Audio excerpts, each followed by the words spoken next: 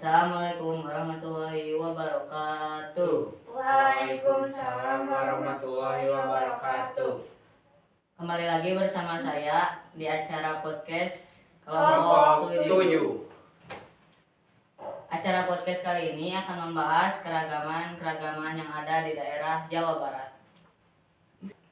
Oke semuanya, pada podcast kali ini saya ditemani beberapa anggota lainnya yang ikut membahas keragaman yang ada di Jawa Barat. Anggota-anggota lainnya yaitu yang pertama ada Felicia. Halo. Yang kedua ada Devira. Ya, dan yang terakhir ada Kalis. Baik semuanya, sebelum kita bahas, saya akan bertanya terlebih dahulu. Ada yang tahu tidak apa saja yang akan kita bahas keragaman-keragaman di Jawa Barat pada podcast kali ini? Pasti banyak gak sih, soalnya keberagaman Indonesia terdiri dari banyak nilai seperti kereligian, organisasi masyarakat, arsitektur, dan pasti masih banyak yang lainnya. Ya, betul sekali. Itulah beberapa yang bakal kita bahas pada podcast kali ini. Oke, tanpa berlama-lama langsung saja kita ke acara inti, yaitu tanya menanya. Tapi sebelum itu, bisa para pemirsa untuk menonton cuplikan berikut ini.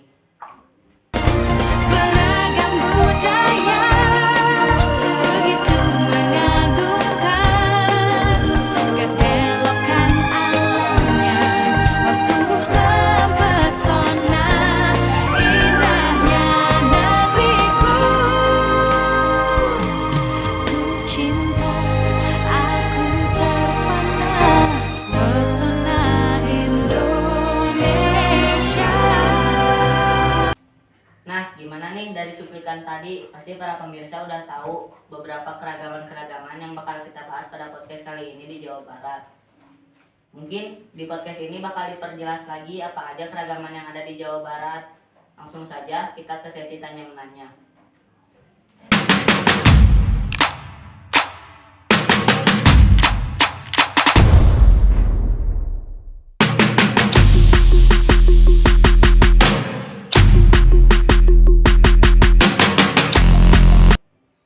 Oke, yang pertama ada Felicia. Kira-kira apa nih yang kamu tahu tentang sistem kereligian di Jawa Barat?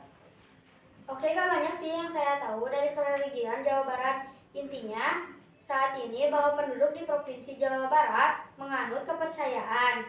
Ini saya urutkan dari mayoritas terbanyak sampai terdikit, antara lain 1 Islam, 2 Protestan, 3 Katolik, 4 Buddha, 5 Hindu, 6 Konghucu. Mungkin itu yang saya tahu.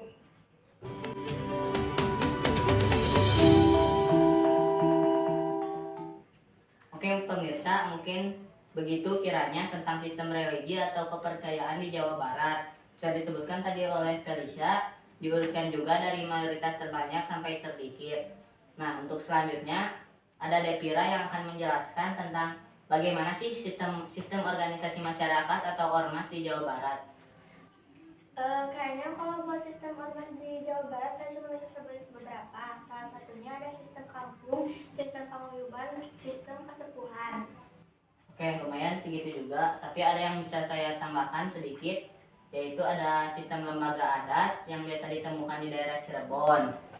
Selanjutnya ada sistem RT dan RW yang biasanya ditemukan di daerah perkotaan seperti Kota Bandung dan lain sebagainya. Selanjutnya Kalis yang akan memperjelas kembali poin ketiga, yaitu gimana sih kira-kira sistem pengetahuan di Jawa Barat. Begini nih kira-kira pengetahuan tentang tanaman obat termasuk ketradisionalan. Pengetahuan tentang teknologi informasi sudah masuk ke masa modern. 3. Pengetahuan sejarah Sunda masuk ke bentuk kebudayaan. Nah kira-kira gitu sih ya untuk sistem pengetahuan di Jawa Barat. Selanjutnya ada poin keempat, yaitu tentang kebahasaan. Ini saya sendiri yang akan menjelaskannya. Yang pertama ada penggunaan bahasa di daerah Kabupaten Bandung, Provinsi Jawa Barat. Mayoritas penduduknya banyak menggunakan bahasa Sunda. Yang kedua ada di Kabupaten Bekasi, mayoritas penduduknya banyak menggunakan bahasa Betawi.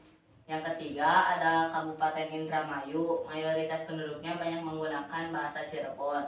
Nah itu yang saya tahu dari penggunaan bahasa di masing-masing daerah di Provinsi Jawa Barat. Wih, beragam ya penggunaan bahasa-bahasa di masing-masing daerah di Provinsi Jawa Barat. Saya ingin menjelaskan, Dit, untuk poin selanjutnya apa ya? Untuk poin selanjutnya ada tentang kesenian-kesenian daerah di Provinsi Jawa Barat. Kesenian-kesenian yang dimaksud itu mencakup tarian daerah, kesastraan daerah, dan lagu daerah. Baik, kalau kesenian antara lain, satu, kesenian daerah Sunda. Poin pertama, tari daerah. Tari daerah dari Sunda yang terkenal tari meraknya.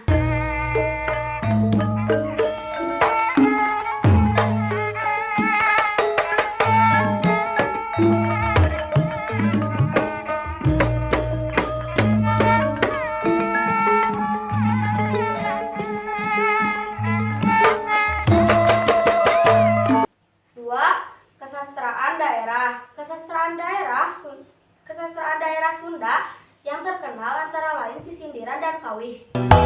Kesemek buah kesemek cep abeng anu kase dijingjing di karanjangan ulah sok babari amek cep bacang urang jaga baya bisike tereh ngolotan. Poin ketiga, lagu daerah. Lagu daerah yang sering dinyanyikan oleh masyarakat Sunda antara lain Wayang Bandung dan Cincang Keling.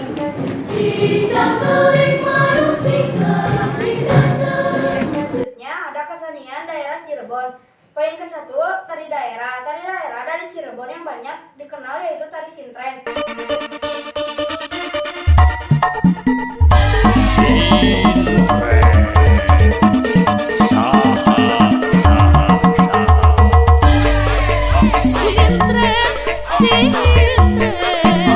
Poin kedua, kesastraan daerah. Kesastraan daerah banyak dikenal di daerah Cirebon yaitu Lebat Cirebon.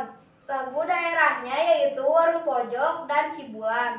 Segitu kira-kira yang saya tahu, mungkin ada yang ingin ditambahkan.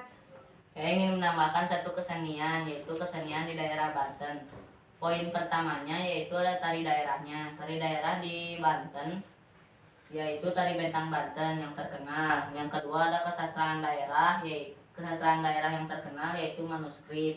Yang ketiga ada lagu daerahnya. Lagu daerah di Banten yang banyak sekali dikenal yaitu lagu Tong Saraka.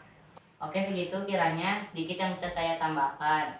Jadi pastinya masih banyak sekali kesenian daerah khas Jawa Barat. Tapi mungkin begitu saja yang bisa kami sampaikan. Untuk selanjutnya bisa teman-teman cari sendiri di rumah. Nah, untuk poin yang keenam ada arsitektur. Arsitektur apa saja sih yang terkenal di Provinsi Jawa Barat? Yang pertama ada Masjid Raya Bandung. Yang kedua ada Gedung Sate. Yang ketiga ada UI. Yang keempat ada Villa Isola. Nah, itu kiranya arsitektur di Provinsi Jawa Barat yang terkenal. Untuk poin selanjutnya yaitu poin ke-7 ada tradisi upacara adat yang akan dijelaskan oleh Kalis. Upacara adat di Jawa Barat yang sudah diterbitkan lama sekali antara lainnya 1.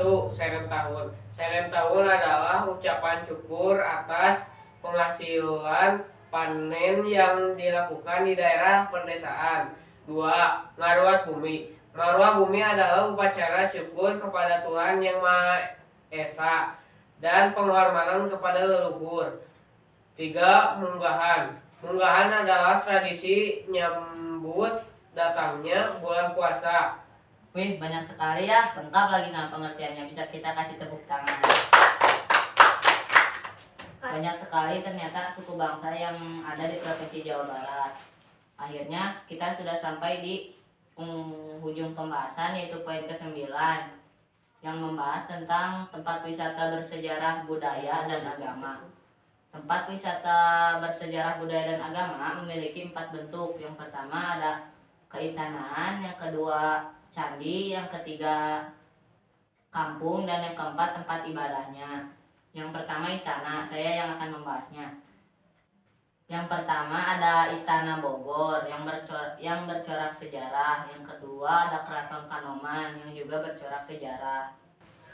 Kemudian yang berbentuk candi ada 2. 1. Candi 1. Candi Belandongan. 2. Candi Bojonggede. Kemudian ada lagi tempat wisata berbentuk kampung seperti 1. Kampung Naga. 2. Kampung Kreatif Cicukang. Kemudian yang berbentuk tempat ibadah seperti 1. Masjid Merah Tanjungan. 2. Vihara Dewi Ulas Asih.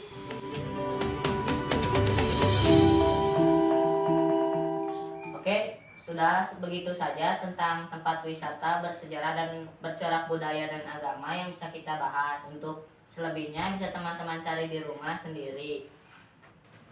Alhamdulillah kita sudah di penghujung acara. Mungkin kita tutup saja acara podcast kali ini. Intinya pesan dari kami, teruslah eksplorasi keragaman yang ada di Indonesia, bukan hanya di Jawa Barat.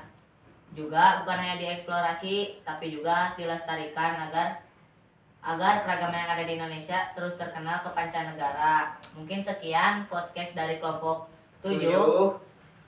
Untuk kurang dan lebihnya mohon maaf. Sekian dari kami. Wassalamualaikum warahmatullahi wabarakatuh.